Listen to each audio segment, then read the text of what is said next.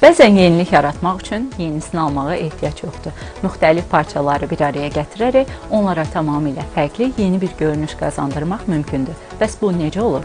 Gəlin birlikdə öyrənək. Köhnə geyimlər çox vaxt dolabın bir küncündə unudulur. Amma onları yenidən istifadə etməyin müxtəlif üsulları var.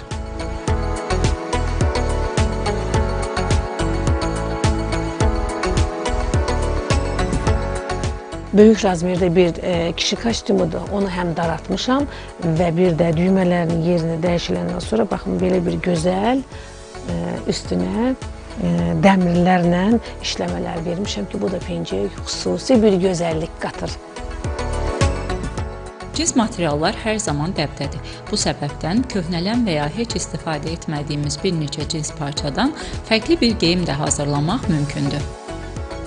Gördüyünüz bu plaj altı şalvarın kəsilib, doğranılaraq tikilmiş bir halıdır ki, son nəticəmiz belə bir gözəl plajdır. Məncə görüntü çox gözəldir, amma bunun hazırlanma prosesi çox çətin və uzun vaxt alan bir prosesdir. Geyimlər sadəcə parçalardan deyil, həm də fərqli materiallardan, hətta məhsullardan da hazırlana bilər. Bu həm yaradıcı yanaşmadır, həm də tullantıların azalmasına faydalıdır.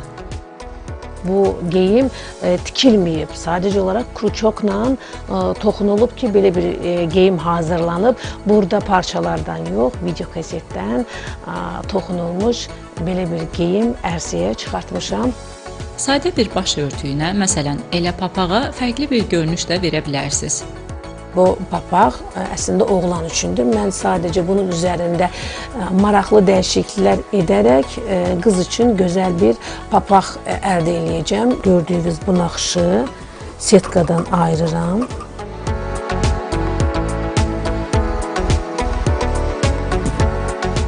Ortadakı görülən setkaları da biz kəsib çıxardacağıq.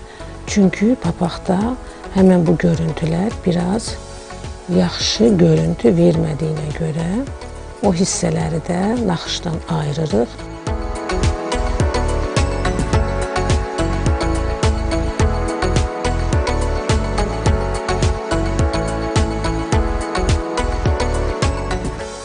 Mən artıq yekunlaşdırdım işimi və görüntünü sizlərlə də paylaşmaq istəyirəm.